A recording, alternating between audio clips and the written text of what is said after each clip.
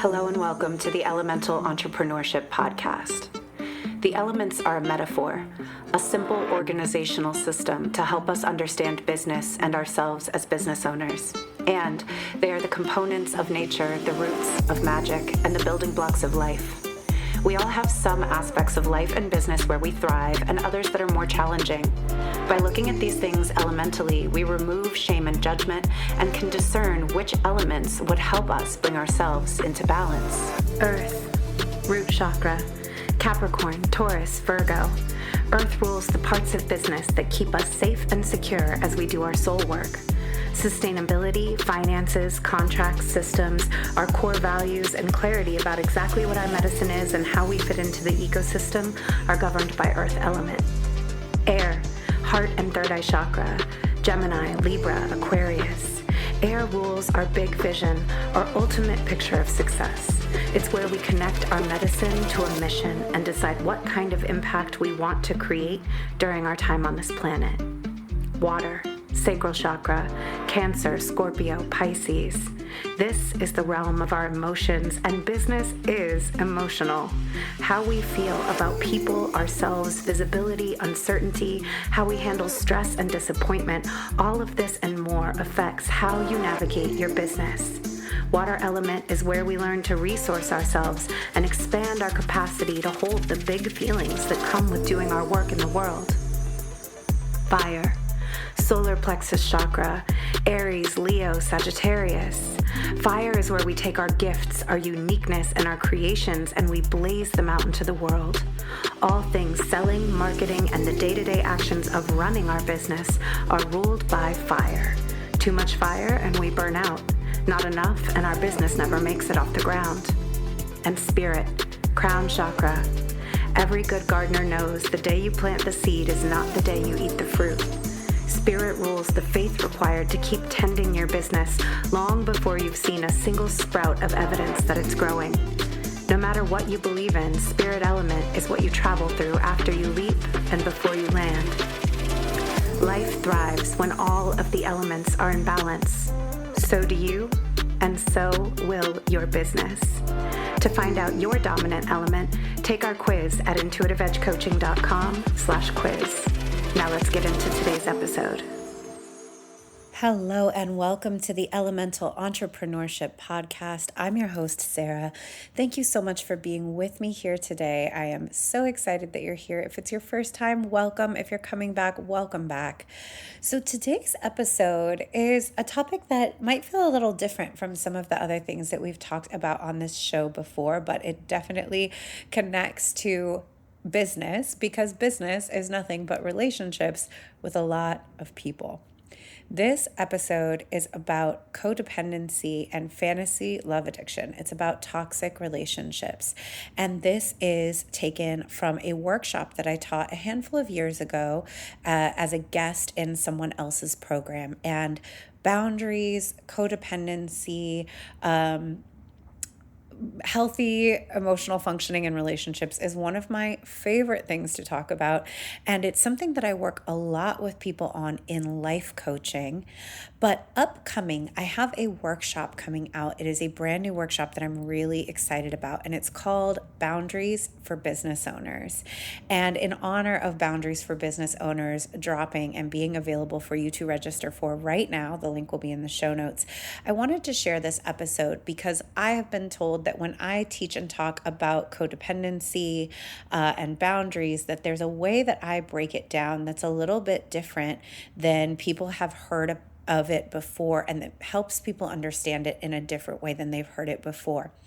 Now, what I'm going to be teaching in Boundaries for Business Owners is different than what you're going to hear on this episode today, but it does take some of the concepts that I'm going to establish here about codependency, and it's really going to apply them to how we deal with business.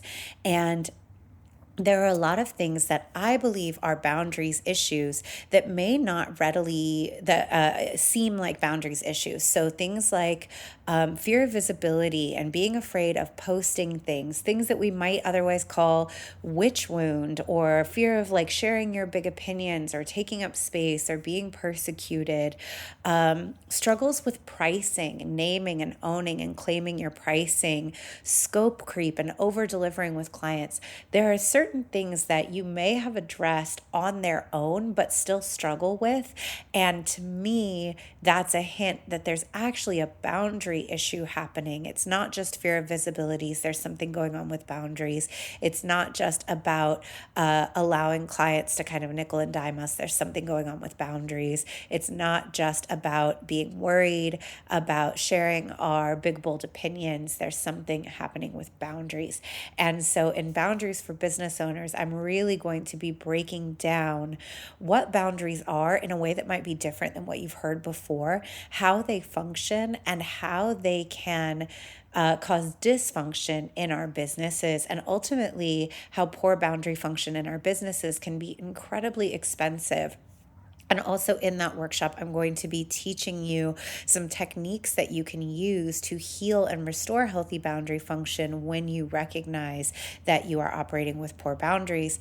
And it's going to be incredibly valuable. That workshop is available for you to sign up for right now. It's happening on March 25th, 2024. And there will be a replay available. You can download it, you can keep it forever. And until the 18th, so for a couple more days, it is 50% off with the code boundaries. And so I'm going to put all of that in the show notes. And in this workshop, I edited out, there were a couple of sections. There's one where I get introduced, and that's been edited out. There's a section in the middle where I went into a check-in and I let people talk, and that's been edited out. And then at the end, it kind of feels like it ends rather abruptly. I just say bye. And it's because we went into a group discussion. And of course, I edited that out to protect people's privacy.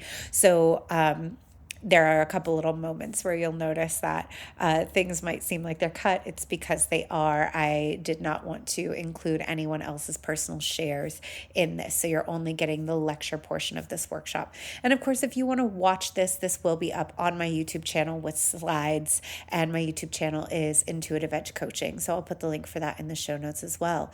So with the last thing I want to say is, even if you think that you're a person who doesn't struggle with codependency or fantasy relationships, I highly recommend that you listen to this episode because A, there may be some things about it that surprise you, but B, there are probably people in your life who operate like this, and it will be very helpful for you to understand these things. So take a listen. As always, I would love to hear your thoughts. You can review the show. It means so much to me when you leave a 5-star review, of course, for the show. You can also participate in the Q&A that's on Spotify, and you can also email me at Intuitive Edge Coaching, or you can comment on this video on YouTube and share your feedback. It always means so much to me. I would love to hear your thoughts. If this clarified things for you, if you had some aha moments, I would love to hear about them. So without further ado, let's get into the episode. Enjoy.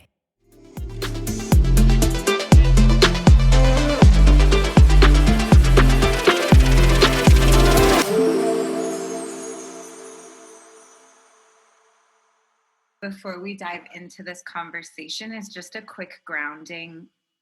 Some of the topics that we're going to get into might be a little intense. So I just want to tend to our nervous systems a little bit. So I just want to invite you to, if you're sitting on the floor, put your feet flat on the floor. If you're sitting on your bed or a cushion, just anchor into your sits bones. Drop your shoulders down your back. If you'd like to allow your outer eyes to close, you may. Give yourself a big, deep inhale.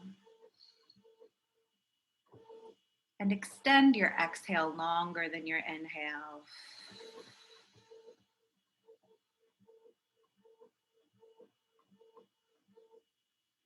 And if it feels good for you, I'd like to invite you to put one hand on your solar plexus and one hand on your lower belly.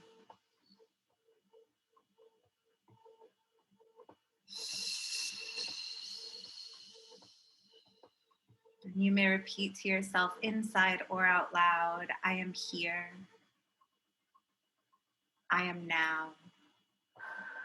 I matter. The root chakra mantra, I am here. I am now. I matter.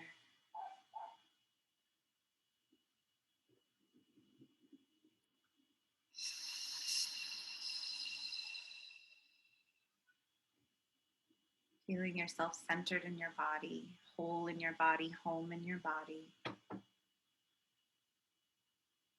And whenever you need it, as we go through this information, this is here for you. Both hands on your belly, the mantra, the noticing of your feet on the floor or your sits bones in the chair.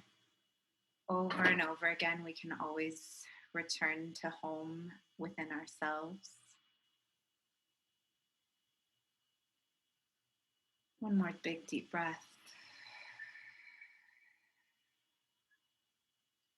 And if you want to like stick your tongue out, work your jaw a bit, roll your shoulders, give yourself a little wiggle.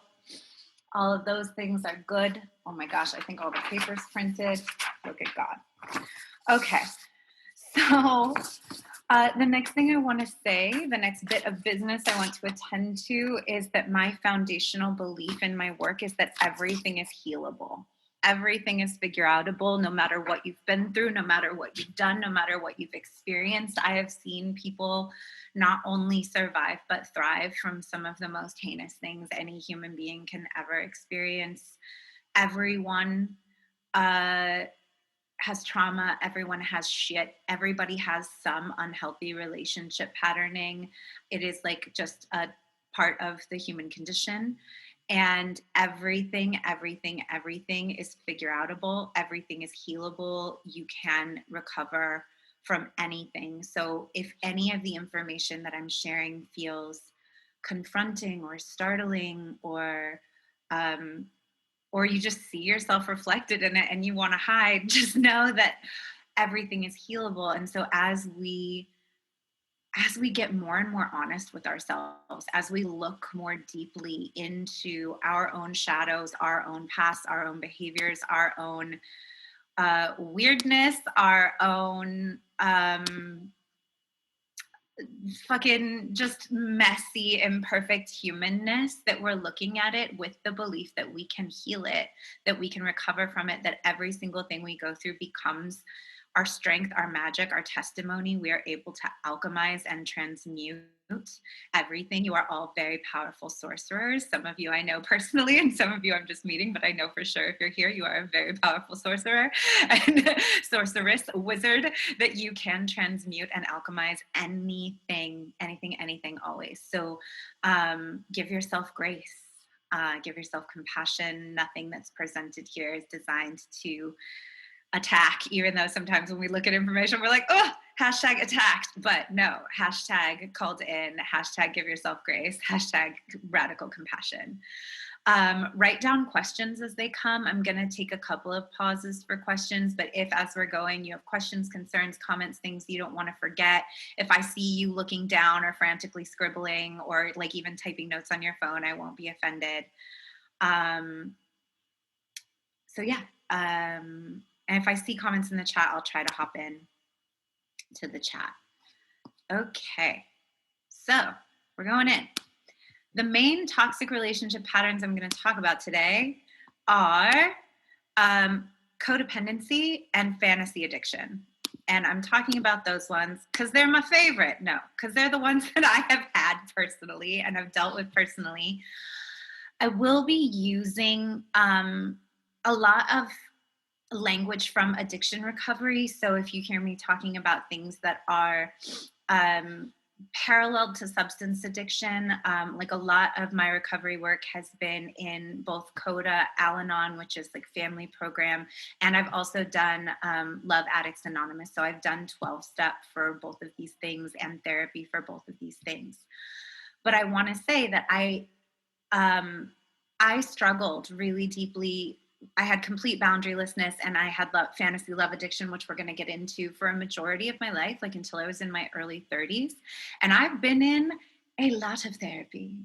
Like, Megan knows because she's been here with me and my friends when like we've talked about therapy and like we're all like, oh, what kind? Have you done EMDR? Have you tried blah blah blah? Have you tried NLP therapy? Have you tried, like, we are like therapy connoisseurs. I have been in and out of a therapist's office since I was like 7 years old. And it wasn't until I had an addiction informed therapist in my early 30s that anyone identified love addiction and codependence in what I was going through.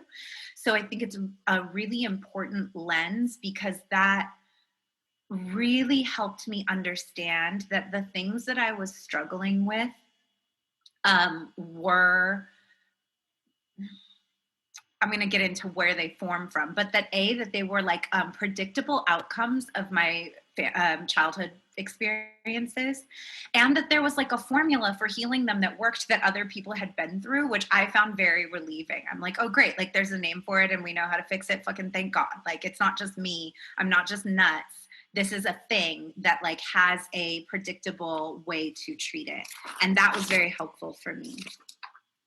I will, like, trigger warning a little bit. I will talk a little bit about substances when I parallel some of this stuff. And at the end, there will be a little bit of talk about like stalking violence and both self-harm and partner violence, because that is a very unfortunate conclusion of a lot of fantasy addiction. So much like all apple fritters are donuts, but not all donuts are apple fritters. All love addicts are codependent, but not all codependents are love addicts. And so I want to talk a little bit about both of them. So codependency is an excessive emotional or psychological dependence upon close people in our lives. When we are in codependency, we're unclear on where we end and others begin. And we attempt to emotionally regulate ourselves through other people's emotions. And I'm going to get way more into what all of that means. But I want to just kind of give broad strokes. So in love addiction is a process addiction. Oh, wait, I like that better. Yeah, okay, I'm sorry. I'm like trying to move around the cameras because I still want to be able to see y'all. Love addiction is a process addiction. So it's like a food addiction, workaholism, gambling, shopping addiction.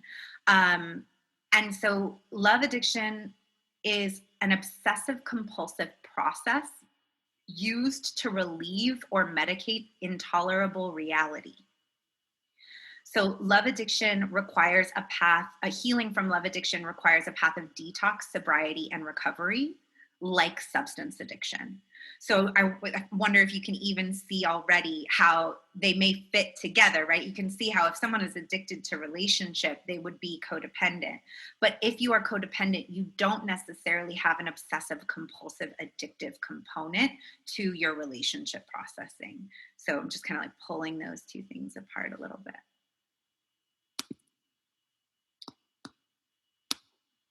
So developmental trauma creates attachment wounds. First of all, everyone has trauma, and trauma just means any situation that you didn't have the tools to deal with when they happened. That's all it means. So there's no like, there are people who are like, I don't have any trauma. Like every single human being on earth has a trauma, and there's no ranking of trauma. It's just an event or a series of events that you did not have the tools, emotional, intellectual, physical, or otherwise, to process when they happened.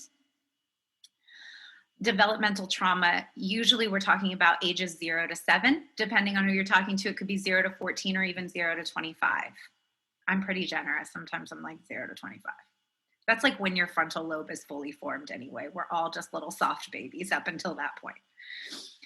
Codependency is the completely predictable outcome of experiencing alcoholism, addiction, abuse, or abandonment, either intentionally or unintentionally abandoned. So that could mean a parent who's away at work all the time. It can mean a parent in the military. It can mean an incarcerated parent. It can mean a parent who had to travel for their job, but you experienced it as a child as abandonment, or a parent who passed away. In our childhoods, nearly everyone has some codependent patterns. So if we're saying that codependency is formed by having alcoholism, addiction, abuse, or abandonment in your childhood, and then you think about just humans, that's like fucking pretty much most people. Love addiction tends to be born specifically out of childhood emotional neglect. And again, that can be intentional or unintentional. It could just be a parent who never talks about feelings. A lot of people experience childhoods in which your parents essentially feel like if your physical needs are met, then your needs are met, right? Like you have a house, you have clothing, you're good. So we can experience that, especially if you're a very sensitive child, you can experience that as emotional neglect. So it doesn't necessarily have to be purposeful in order for it to be a traumatic attachment wound to you as a child. Traits typical of both codependency and love addiction are frequently depicted in the media and in our cultural discourse about relationships as just being what love or infatuation is, right? So like being the ride or die, being Bonnie and Clyde, being down for your man, stand by your man, blah, blah, blah, like all that shit. A lot of it is love addiction and codependence. A lot of the movies we grow up on, a lot of the love songs we grow up on, what they're actually depicting is codependence or love addiction. They are not healthy relationship skills. Pretty much no one is taught healthy relational skills in childhood. And I like to outline this at the beginning to say, uh-oh, am I frozen? That's not what I'm trying to say. I'm not, okay. Have you noticed that when anyone freezes on Zoom, they do like a dance? Like you have to be like, wax on, wax off. Am I here?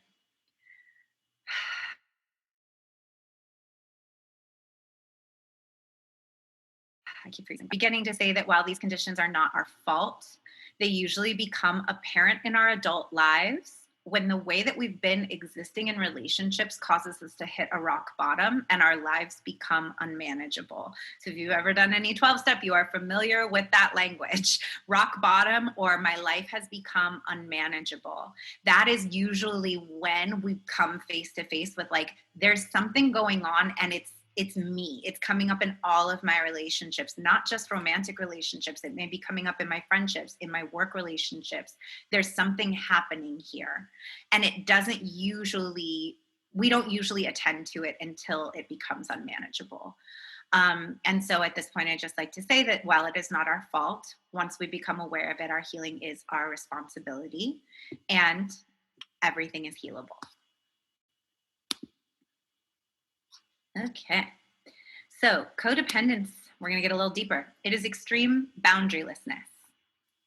Codependency is a relational pattern in which we derive our sense of happiness, security, and identity from other people's approval. If we learned that people reacted badly when we said no, set boundaries, or asserted ourselves, we may have learned early on that it's better not to rock the boat. If we had a parent, oh, that's a typo.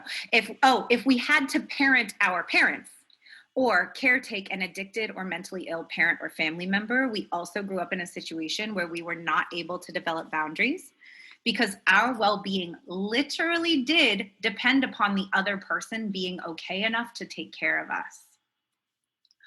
For a codependent, other people being upset, annoyed, misunderstanding us, being angry, withholding affection, or threatening us with the end of a relationship is terrifying and intensely dysregulating. We feel the need for others to be okay in order for us to be okay. When we're struggling with codependency, we will try to feel and manage other people's feelings for them. We will find ourselves obsessed with what people close to us are thinking, feeling, and going through, and we feel like we have to fix it. So even if we don't feel like we're like obsessed with other people's approval, humans have like a stupid long period of dependency. Like we are literally helpless as infants. We will die. We are not able to just like, you could like sea turtles, like they're birthed and they just go live a life immediately. They do not have a period of dependency. We have a dummy long period of dependency, like a long time. And we know it on a primal level. We need our caretakers. We literally need other humans. And so if as a child, you had a parent who was not really able to take care of you properly, or you had to parent them, it makes perfect sense that you would only know how to regulate yourself through caring for another person, because your life literally did depend upon this adult being okay enough to take care of you. And so we can kind of see how that would grow into a boundarylessness. But the other thing in there would be if you had a family where you were not allowed to say no, where what it meant to be a good family member was that you went along with everything. If you had a parent who was violent or rageful or aggressive, if you just got smacked if you talked back, if you grew up in a place where you got punished for asserting yourself, and you're just like, it's just better not to rock the boat. It's better not to have boundaries. It's better never to say no. It's better to just go along with whatever anyone else needs, because that's the only way I'm going to get any of my needs met. So when I say this is like a completely logical conclusion, we can really see like how, as a child, especially like as a child, we don't have the ability to blame our caretaker. We literally don't have it. We haven't differentiated enough yet from our caretaker to do so. So we just think it's our fault and we have to manage it. I see people breathing, so I just want to invite you to do that. So if you struggle with codependency, you'll notice that if someone around you is displaying signs that they are sad or upset, it dysregulates your nervous system. So a lot of codependents are like, I'm an empath. And you're like, you're traumatized. So other people's emotions dysregulate my body. I'm afraid, right? And what I think that I'm doing is feeling your feelings. What I'm actually doing is feeling extreme anxiety because other people being upset makes me feel unsafe. And so I need to fix it. Like I need to fix it. This compulsion comes over me that I need to fix this for you because I can't be okay if you're not okay. So if you find that you can't fix the other person being sad or upset, you will join them in being sad or upset, or you will become preoccupied with being concerned that they're sad or upset at you. Right? Again, which is just inner child. When you're struggling with codependency, the idea that someone is upset with you, angry with you, or misunderstanding you, or in any way, like otherwise disapproving, is literally emotionally debilitating. Like you feel like you can't do anything else until you fix it. Misunderstanding was a big one for me. Like the idea that someone was mad at me used to my day was over. I couldn't do anything until I fixed it. And I needed them to understand, which then gets into like us crossing other people's boundaries because they may want space or a break. And we're like, no, you have to fix it right now. And it's actually just us being unable to regulate our own nervous systems when other people have big feelings. And so when we say that this is about needing other people's approval, it's in a bigger way than just like likes on Instagram. It is a relational pattern in which like our physical sense of security in the world is derived from other people thinking that we're okay and approving of us. In healthy adult relationships, we can understand that other people are entitled to their own feelings and they are responsible for the consequences of their own behavior. We can allow other people to be mad or frustrated or upset.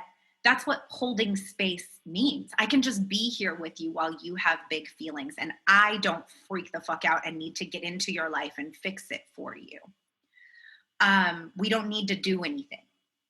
We can understand that if someone is incurring negative consequences for their own behavior, that is just their lesson to learn and their challenge to go through. And we can be like, damn, it sucks that you like got a DUI, but I'm not going to try to fix it for you. Whereas when we're in codependence, that we're like galvanized into action and we need to overfunction to fix things for other people because we are dysregulated by their experiences. And we feel like we have to shield them from the consequences of their actions. When we're struggling with codependency, we do not feel physiologically safe to allow other people to feel their negative emotions. So we will try to control the situation, or we try to absorb all the negative consequences ourselves. And we just say that like, we're just the strong one. I've got it. I can handle it. I can do it. They can't do it and I can. If our sense of self is tied to other people's approval, it feels unsafe for someone to be mad at us, disappointed in us, sad about a choice we're making, or otherwise upset. And when this happens, we will usually instinctually rush to do anything we can to regain this person's approval, including going back on our boundaries, backpedaling what we said we wanted, being like, oh, never mind about that thing I said I needed. I don't mean it. I'll drop it. we will, right? Because now we just don't want them to be upset. So this can lead to us spending a lot of time doing things we don't want to do, hanging out in situations that make us uncomfortable, participating in things we don't enjoy, suffering in silence, giving up huge portions of our life to make other people happy rather than doing things that would make us happy. Because this is formed in childhood, it can be difficult to recognize that codependent relational patterns are not just sensitivity and they're not just empathy, but they're an extreme lack of boundaries that is eroding our sense of self. We literally just lose track of what we want because all we can feel that we want in those moments is someone else to be okay so that we can be okay. And so we can't tell where our needs and their needs separate. Our codependent behaviors are usually subconscious, historical, and linked to our nervous system. So when we're struggling with codependency, we're actually experiencing fight, flight, freeze, or fawn when a loved one is upset, or extreme anxiety when a loved one is dealing with a struggle, or when someone asks us for space. And when this is happening, our rational brain is literally hijacked by our nervous system. And I'm really harping on that because I want us to understand this is not something you can think your way through. There's a body component. It is a nervous system thing. Like, we are in a trauma response because someone else is upset. And we just feel like we have to do anything we can to help the other person feel better. Can I move? Did I do it? Click it. I don't know. I'm going to wait a second. I clicked. Oh, yeah. Okay, cool. So I'm okay. You're okay. Here's where it gets sneaky. Codependents feel selfless. We tell ourselves that we're just givers. We're selfless. We love so hard. No one else cares as much as we care. I'll just do anything for the people I love. And a difficult thing to come to grips with in our healing is that codependent behaviors are actually a coping strategy rooted in control. So while we may feel like our desire is to help, our actual desire is to regulate our own nervous system. I need you to feel better so that I can feel better. And because I've lost track of where I begin and you end, I'm trying to regulate my emotional reality by controlling your emotional reality. So if I can absorb the consequences, then I get to control the outcome. So in essence, in codependency, other people become a drug that we use to regulate and stabilize our own moods. If I can make you feel better, I'll feel better. If you're happy, I'm happy. But the truth is that that's like a hit, right? So it's a brief relief that comes as a result of regaining the other person's approval. And that cannot outweigh the long-term erosion of not feeling safe to have your own voice in relationships. Excuse me. So quick. Wait, I feel like I'm missing a slide. Hold on. Oh, excuse me. Can you move? I'm trying to do something. I'm trying to talk to my friends.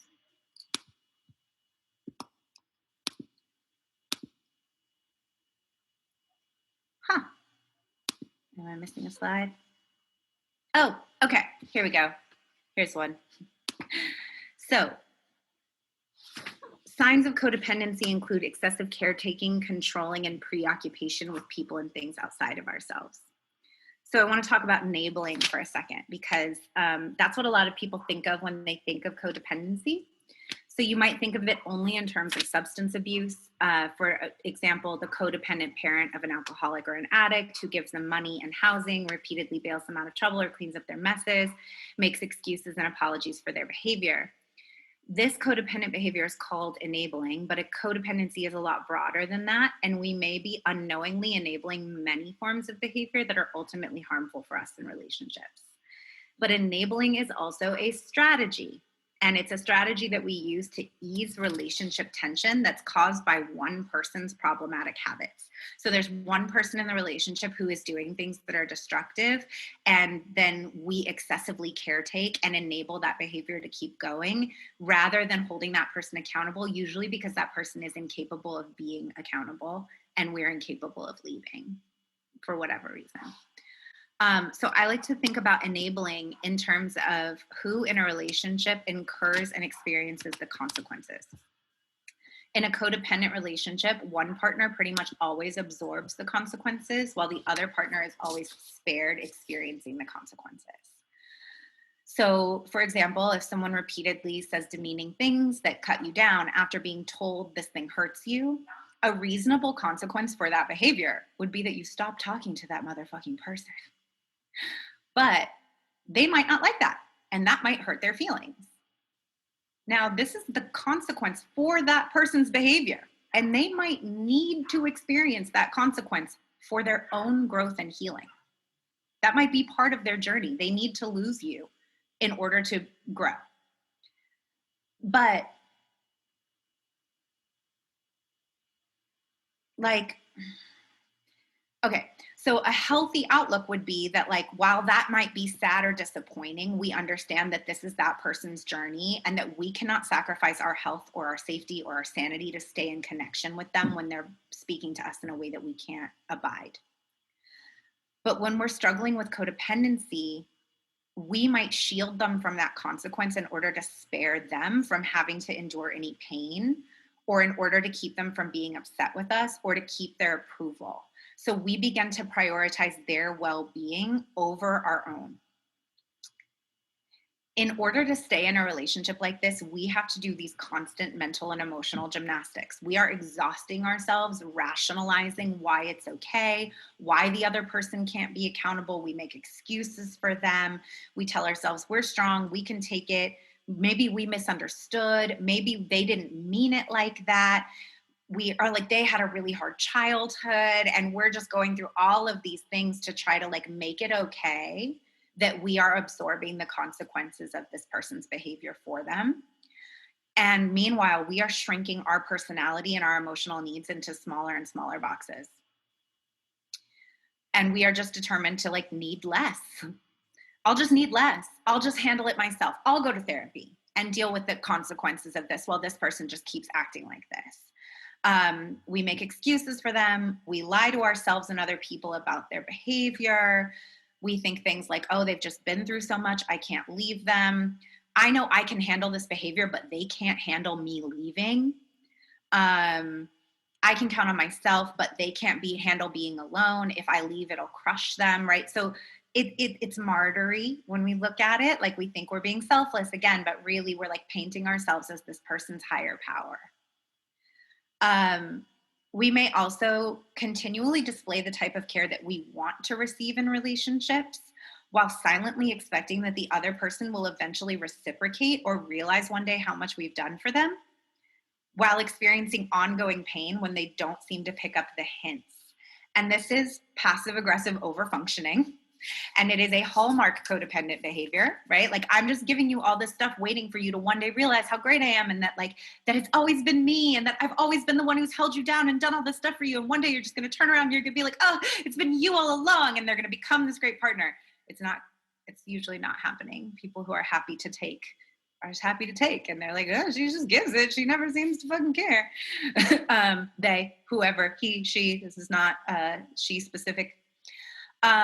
As much as it may hurt to acknowledge, all of these behaviors are enabling. Enabling behavior can also include bailing the other person out of drama or financial problems, repeatedly giving them another chance, ignoring problems, accepting excuses, always being the one to fix the problem, always being the one to apologize, constantly coming to the rescue. All of that is enabling.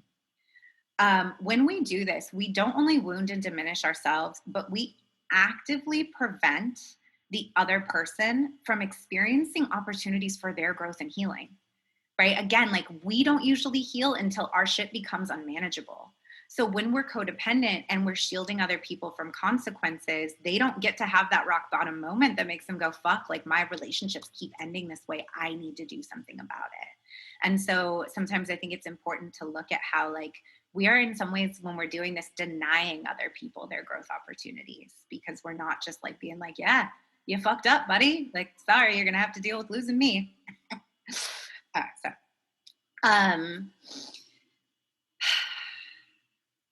Okay, so last thing about this, because I did my slides out of order. Let me see. You're out of order. Okay.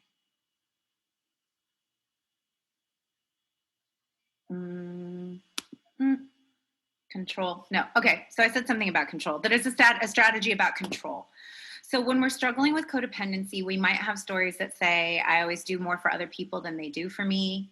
I always give more than other people. People only contact me when they need things from me. Like usually when you're a codependent, you have this feeling that like you're the giving friend.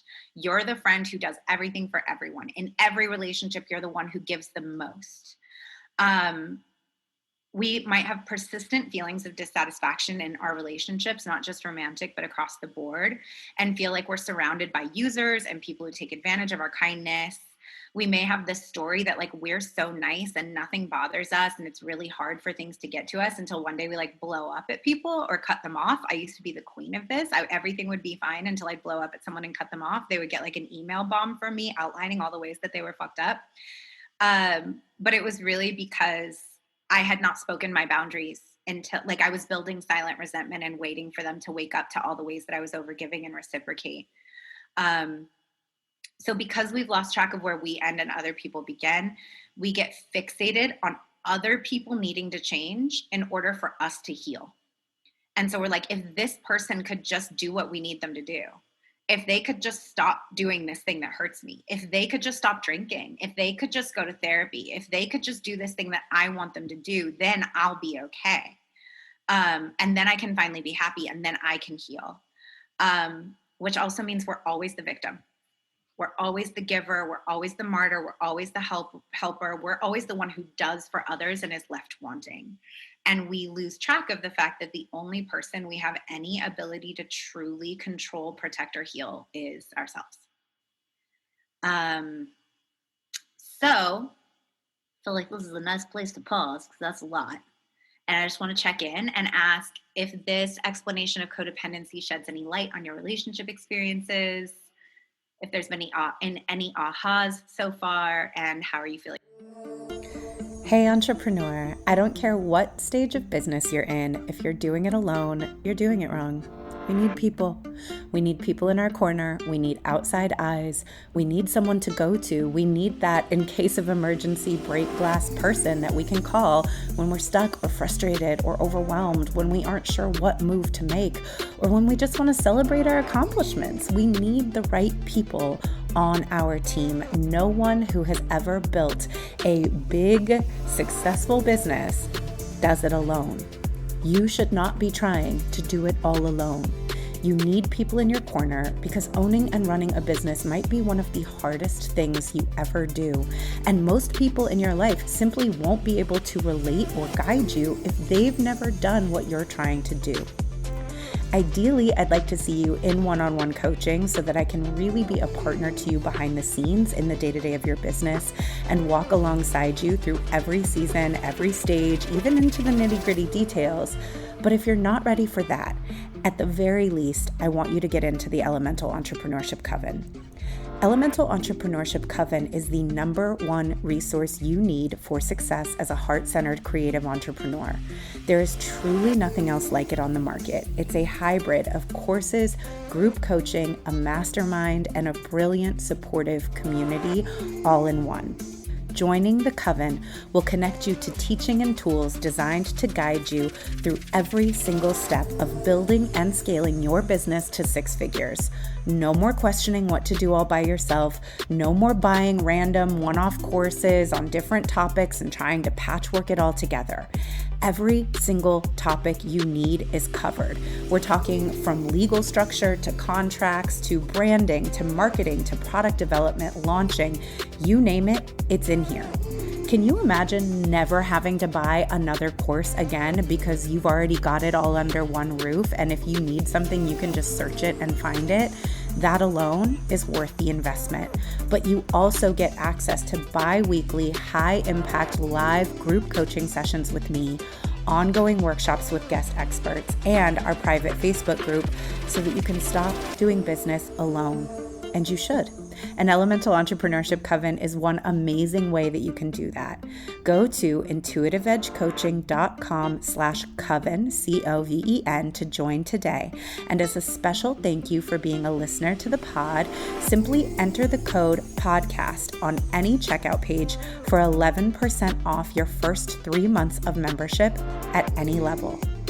That's intuitiveedgecoaching.com/coven and enter the code podcast at checkout. I can't wait to help you grow your business so that you can make a bigger impact, help more people, share your gifts with a larger audience, and make the money you deserve to be making for your gifts, skills, and talents. But most of all, I want to see you so confident and so self-assured that you are just as talented at running a business as you are at the thing you do. And that is within reach when you join the coven. So I can't wait to see you inside. Let's get back to the show.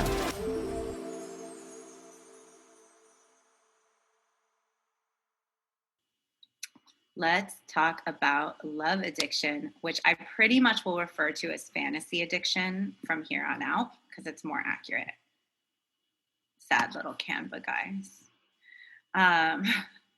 Oh, sad Canva. They're having a hard day. I've had that day. Okay, so I called love addiction codependency plus, or spicy codependency. I was like trying to make this fun. I was like, I'm an asshole. Okay, I'm sorry. So the love addict, and I said love in quotes because it's not actual love. You're actually addicted to a fantasy. We're going to get into it.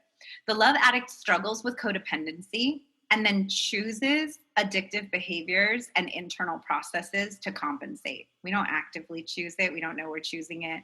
Usually starts when we're kids. The actual addiction is the fantasy. So we're not really addicted to the person. The potential or idealized image of the object of our affection or the relationship itself is the thing that we're addicted to. So we're not really addicted to that person so much as the idea of the person or what we think that relationship could be in our life. Hold on, I just realized there's comments and I didn't see them. I want to make sure I get them. Yes, seriously, I thought that shit was normal, right? It is normal. It is normal. That's the problem. It is normal. Doesn't mean it's natural or healthy. Okay. So the addict seeks to enmesh, right? So enmeshment relationships versus interdependent healthy relationships is a hallmark of this. We literally want to blend into another person rather than build a healthy interdependent relationship. Underneath this is both a fear of abandonment and a fear of healthy intimacy, but we don't usually know that we have that second part. We think we want healthy intimacy, but we are like deeply afraid of being seen. And like, just like with codependence, like there's all of this stuff about control. Like, I don't actually want to be all the way vulnerable. I don't actually want to give up control. If I'm in a relationship with a healthy partner, they're going to like hold me accountable for my shit. And I'm going to have to be vulnerable and I'm going to have to open up. But in this relationship where the other person's kind of a mess and I'm taking care of everything, I actually secretly emotionally have the upper hand. Side lecture. So we think we want healthy intimacy, but we're really afraid of it. So when a codependent corrects their behavior, they can manage their life. The love addict has the bonus fun of going through severe withdrawal symptoms during this process because detoxing from fantasy requires coming back into a relationship with reality that we've been avoiding. Ew. So the way that this is like, it's right. Again, it is not different from a substance addiction, from a gambling addiction, right? This is something I'm addicted to this fantasy and I use it to check out of reality and not deal with the world. So in order to detox from this, I have to start feeling my real feelings. I have to start actually attending to what's going on with myself. And you're going to go through withdrawal. You're going to have like this detox feeling of like, oh shit, there's all of these things that I've been avoiding. So that's why I call it codependency plus. Love addicts did not bond well with their original caregivers when they were young. And so they experience that as a serious sense of abandonment. And again, when we're kids, we don't have the capacity to blame our caregivers for neglect or abuse. We blame ourselves. So if we have a neglectful parent or we're not getting our emotional needs met, we internalize that message as we are unlovable or worthless. And that's why people won't care for us. And this kind of neglect, it creates this sense of like early loss and creates low self-esteem and this exaggerated sense of longing, just overwhelming desire for someone to love us and care for us and give us things and have our needs met. When we're in a love addicted state, our emotional needs are immense. And we have this enormous fear about being left, but we also have an enormous fear about our own ability to connect emotionally. Because when you think about it, if my greatest fear is abandonment, then my other greatest fear is attachment. Because if I get too close to you and you lose me, I think I'll be crushed and I don't know if I'll be able to handle it. So we compensate in love addiction for a lack of nurturing as children by immersing ourselves in fantasy. And this usually starts very, very young. I was in love with Ryan Tibbs when I was 3 years old. He lived next door. And from there on out, like my entire diary is just like one person to the next that I was in love with. And it was my escape, right? I started doing drugs. I was 8 when I started doing drugs, right? So I was very young when I started using substances for escape, but I was much younger than that when I started using fantasy to escape. I could be in my own world and thinking about what the other person was doing, what they were thinking, what they thought about me, like fantasizing about like, I was 5 and I was like ready to move to New York. I was like, I'm out of here. Looking around at the adults in my life, I was like, nope, I'm out, right? So the fantasy of I'm going to get away from all this is usually projected into a romantic partnership, and getting high from that fantasy becomes your escapist habit.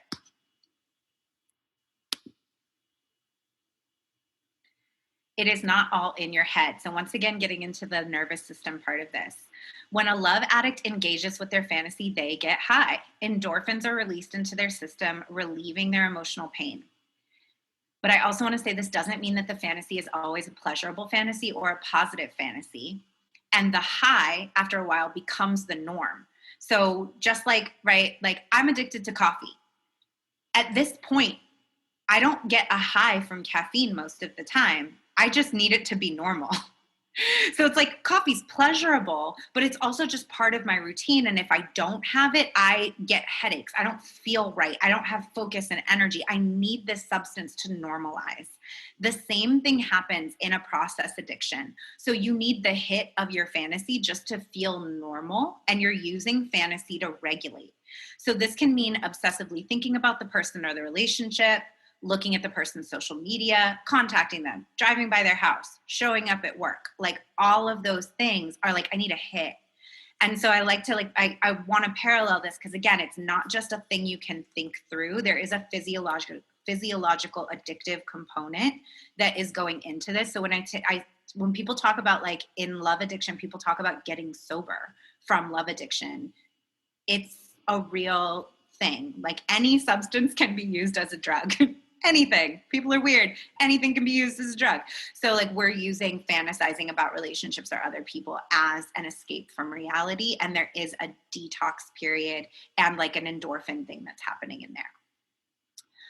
Love addicts begin relationships from a deficit. So because we are unparented by our inner parent at this point as adults, we don't love ourselves. We are using partnership to fill a void. We don't feel inherently worthy of love. So we start relationships by trying too hard to please and connect. We're like over delivering in this relationship. So you can see how this sets up a codependent relationship as well. I'm driven to find someone to tell me I'm lovable and to make me feel loved and to fill all of these voids in me. I want someone who like is rescuing me from my loneliness, my emptiness, my lack of self-love, my inability to feel safe in the world. I want a relationship that's going to make me feel whole. And so we're already on dangerous ground anytime we're entering a relationship looking for someone else to fill a deficit within us. It makes us vulnerable to being taken advantage of because we're coming in needy. We're not coming in on equal footing. Meet love addict, codependent, meet the avoidant narcissist. Love addicts and codependents are often attracted to avoidance addicts and narcissists.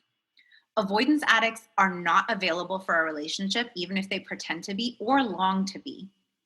And I don't want to go too deep into the avoidance addict, but it is another thing on the spectrum. And in SLA, they call it love anorexia, is like on the spectrum of love avoidance. It's an attachment style. I think Lila will get more into attachment theory with y'all. Yes, definitely true in professional platonic community relationships too. Absolutely. So the avoidant is like, they're not just an asshole. I just want to like say this, both avoidance and narcissist is also formed during childhood trauma, and the codependent and the narcissist, there's like a split off where they could go either way. So they are a mirror of each other's wounding. But I just like to say, like, avoidance are not just dicks. Like this is their childhood wounding coming out as avoidance, whereas like the love addict's childhood wounding comes out as obsession. So they do want to be with people. They do, like, they do want a relationship, but they don't know how to do that the same way the obsessive doesn't know how to do that. So the avoidant is often focused on addictions such as drug and alcohol use, work, or sexual affairs. So again, seeing how that is a great setup for a codependent relationship. If you're a love addict and you find an avoidant alcoholic, you're like, this is perfect. I'll just obsess over you and take care of you and worry about what you're doing all the time to avoid my life. Great. Narcissists are especially alluring to love addicts because they are the best, hands down the best, at creating the fantasy illusion of love at the beginning of the relationship. Narcissists are, anyone who's ever been in a relationship with a narcissist will tell you the first 3 months of that relationship is the best relationship they ever had in their life. Narcissist love bombing is A1. They're usually great at sex. They're just charming as a motherfucker because they are getting you lured in before their true self is revealed. And they know they need to love bomb you and get you as hooked as possible before the truth of their personality comes out. So they are the perfect storm for the love addict or the codependent. Neither the avoidant nor the narcissist is available to be a true partner for a love addict or a codependent. However, they're exactly what we attract because they're exactly what we need in order to see ourselves. They are the other side of our wound coin. They are a mirror image of our wounding. So I call these people our healing aids. They're angels in disguise. They are angels on earth. They are put in our path to illuminate the way toward our own healing. And this perspective was really helpful for me to shift out of being angry and blaming and being like, if they could just fix their shit, I could be okay. Being able to be like, oh no, they are the match for my wound. And they're here to let me see, like, this is what I need to heal in order for me to have healthy relationships. Like, they're supposed to be here. Like, I have the perspective that every single person I meet is God talking to me. Every single person I meet is like here to reflect back to me what I need, here to reflect back to me how I need to grow. Everyone is a master teacher. And so when we can look at the people who have hurt us the most as master teachers, things get really different in our healing practice. And definitely, like, my last really abusive relationship, like, I consider that motherfucker a master teacher. It wasn't intentional on his part. He did no studying for it, but he is a master teacher for me and continues to be. So I want to invite you to take a breath. Shit's about to get real. We're going to go through the addict avoidant relationship timeline. So first, the addict is attracted to the avoidance addict or another love addict or a narcissist. Number 2, the fantasy is triggered. The fantasy addict feels high. They're like, this is karma, this is destiny, it's fate, you are my soulmate. The fantasy addict feels a temporary relief from pain and loneliness and emptiness and not mattering. They start to feel important and they start to fixate on their imagined future with this partner. They become more and more attached, usually too fast and frequently using sex. So hot sexual bonding right away, and they're just in, and they're like, second date, I'm planning our wedding. The addict begins to enmesh with the partner, and they start showing more and more neediness. And they may think, I'm just showing more vulnerability, I'm opening up. But really, you're starting to show this person, I need you, I want to be with you. Your jealousy is starting to show. The avoidant partner starts to move away, but the fantasy addict denies the reality of that abandonment and clings harder and harder to the fantasy, or starts to fixate on how it felt in the beginning. This is where the denial starts. The denial protects the nervous system triggers of rejection and abandonment. So at this point, the person is starting to show their true colors, but we're like, I'm not seeing the red flags. Eventually, the fantasy will get ruptured. The partner will do something undeniably bad. They'll cheat. They'll do something undeniably bad, and your denial has to crumble, something that forces you to have to see that they're not who you thought. At this point, the fantasy addict might rage, get hysterical, bargain, threaten, beg. They shift at this point into extreme focus on the partner. I must know what they're thinking. I need to know what they're doing. Are they thinking about me? Some will become like, they'll get stalky, right? And that may be digital stalking, but this is also like where people cross over into actual stalker territory. Obsessively calling and text messaging. Other people will endure like silent martyrs.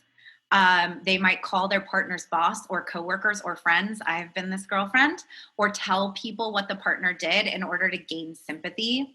This is also the point at which you might start flexing on the gram, going on vacation with someone else, having an affair, trying to like show that you're desirable. All of it is extreme shows of neediness to lure the partner back, and the relationship becomes more and more toxic. At this point, the avoidant partner leaves or discards. They're like, I'm done. This is too crazy. I'm out. The fantasy addict then goes into withdrawal. The fantasy addict's original feelings of childhood neglect and longing are triggered, along with their adult feelings of the current abandonment. Pain, fear, anger, jealousy, emptiness, overwhelm, hopelessness ensue. Extreme intense depression and sometimes thoughts of self-harm or violence, and sometimes actions on that occur. Fear becomes anxiety and panic, right? At this point, you are in a nervous system takeover. You are in a full-blown extended trauma response. Anger becomes frustration, rage, or violent jealousy. As a result of this loss, the fantasy addict might also face a loss of income, their home, being a single parent, right? So like if you're a fantasy addict with a kid with somebody, or you live together, right? I have been homeless as a result of a breakup. And so, or I've also been in situations where I'm so overwhelmed during the breakup that I stop going to work and I lose my job, or right? Like these things, that's where this happens. Again, if this was a substance, this would be your substance use has gotten so out of control, your life is becoming unmanageable. The fantasy addict may be so overwhelmed that they go into withdrawal and jump into the next point of the cycle, which is obsession. But it's important to notice that this behavior, this obsessive behavior, is numbing their painful feelings. So rather than just sitting with like, this relationship's not working out, I'm going into like this full blown like drama around this relationship, and I'm focused on this rather than letting myself feel the loss of the relationship. So it is now like, it is the cause of my pain, but it's also the thing that I'm using to escape from reality. The love addict now obsesses over how to get the avoidance addict to return. Or they dream about being rescued, or they fantasize about getting the next better partner, or they're just obsessed with like, how am I going to get you back? How am I going to get even? Or you shift into another addiction, like using food or drugs or alcohol to numb out, or you start compulsively engaging in sex with new partners to avoid being alone. That was another big one for me. It was like a breakup happened, and I would like immediately go out and hook up with a bunch of other people. The love addict now compulsively acts out their obsessive plans. So they're using drugs, booze, food, other people, burning their partner's clothes, keying motherfuckers' cars, going and begging the person to come back, threatening to or engaging in self-harm. And this is the point at which some relationships unfortunately end in fatality or jail or both. And it ends with repeating the cycle, either with the partner coming back or just starting over with a new partner. So a lot of times in a relationship like this, the person at this point, the avoidant person at this point does come back. And they love bomb, and the whole thing just starts over. And this happens over and over again, sometimes unfortunately, until it becomes too untenable or too violent to continue. And this is a break to look at kittens, because that's a lot. I felt like this was very needed. So just, We're just going to take a second here. They're really cute. I like that they all have blue eyes. I feel like they're siblings.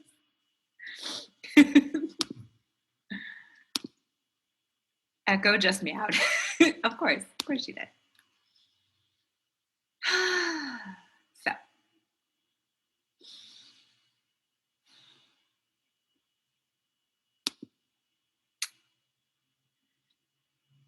So the progressive stages of fantasy addiction and codependency are similar to other addiction patterns. And so I just want to say what they are, which is an increasing tolerance of inappropriate behaviors from others. Whether you're in a fantasy relationship or a codependent relationship, it never starts that way. And when people are like, why don't they leave? And like, it never starts that way. It always starts with the love phase. It always starts with it being great. And there's that how to boil a frog metaphor where they say, like, if you want to boil a frog, you can't throw it into boiling water. You start with the water cold and slowly turn it up, which is gross. And I've heard not true. But we like frog stew this situation, this increasing tolerance of inappropriate behaviors that starts small.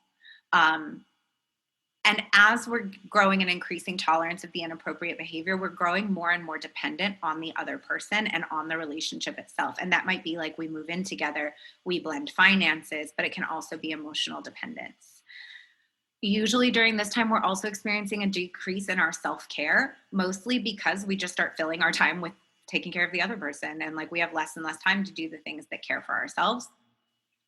We begin to cultivate a numbness to our own feelings, or even start to get confused about what our own feelings are because we're operating in this boundarylessness.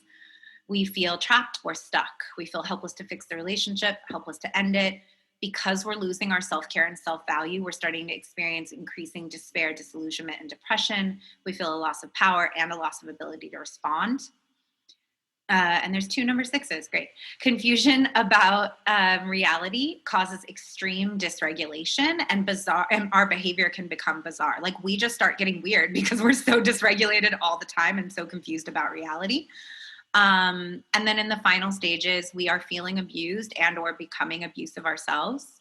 We can only see the fantasy. So we're so enmeshed that we can't see the reality of the relationship anymore. And we can't see our own immature, irrational, or offensive behavior, right? So it's not just that the other person is being wild. Usually we're being wild too. Like the drama just becomes out of control. But we're in this place of extreme rationalization and justification.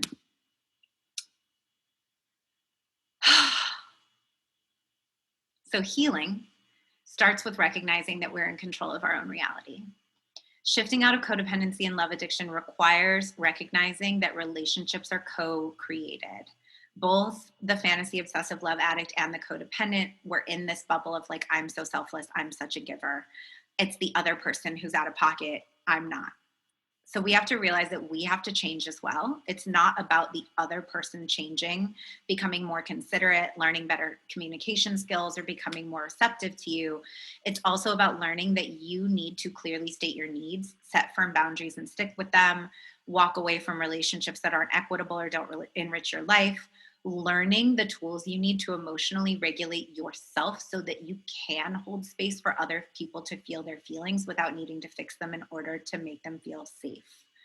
And we need to get help. Like especially if you think you're dealing with fantasy addiction, you need to get help. And this thing about regulating your nervous system, you need to get somatic embodied help. Talk therapy usually will not cut it.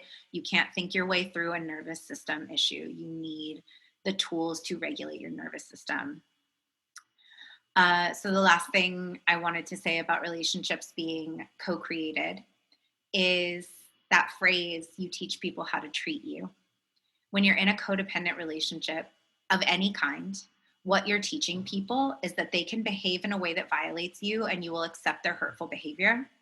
You will tend to your own wounding, be responsible for your own healing, and make it okay for the relationship to continue without them changing anything.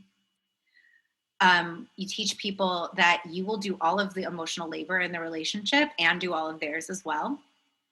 You teach people that your needs and feelings don't matter as much as theirs do. We show people that we will abandon ourselves in order to keep our connection with them. And of course, as we do this, we're bearing all of the consequences of our self-abandonment and reaffirming our narrative that no one cares about us as much as we care about them, which reinforces our feelings of worthlessness and depression and helplessness and hopelessness. And like, we have to stop doing that and start taking all of those cords and pulling them back and plugging them all back into ourselves. All of the cords we have out in the world plugged into other people for validation and approval and love, like we need to pull them back and plug them into ourselves and become self-resourced, and start pouring those things back into us. Codependent relationships keep us trapped in unhealthy loops in which both partners are prevented from growing, healing, or changing by the way they relate to one another. And so I just really, again, with extending compassion and grace to ourselves, that like, we're part of the dance. And the only way the dance ends is when we leave the dance floor. There's not another way around it. And that we're allowed to, and that we have to, and that we deserve to get the help we need to do that. Healthy relationships are ones in which both parties can say no and be honest. Healthy relationships include mutual respect and a safe space for everyone to have their own emotions rather than trying to make both people think and feel the same way. Healthy partners can hold space and offer support for each other as they experience difficult emotions. If that is not possible in a relationship, the healthiest thing to do may be to extremely limit the scope of that relationship or to end it. And that's in the case of it being a family member or someone where you're like, I can't, if it's like a co-parent, I can't not talk to you, but I might need to extremely limit the scope. Sometimes love for someone is accepting that they are their own person, their behaviors have consequences in their relationships, and the most honoring thing you can do for another adult is allow them to experience those consequences for themselves rather than trying to absorb or manage them or prevent them from happening. Bye. Okay, thanks. Bye. Okay. That's our episode for today. Thank you, as always, for being here and for listening to the podcast. I know there are so many things that you could be doing with your time, so many things you could be listening to. It is an honor that you choose to be here. Connect with me on Instagram at Intuitive Edge Coaching. Have a great day.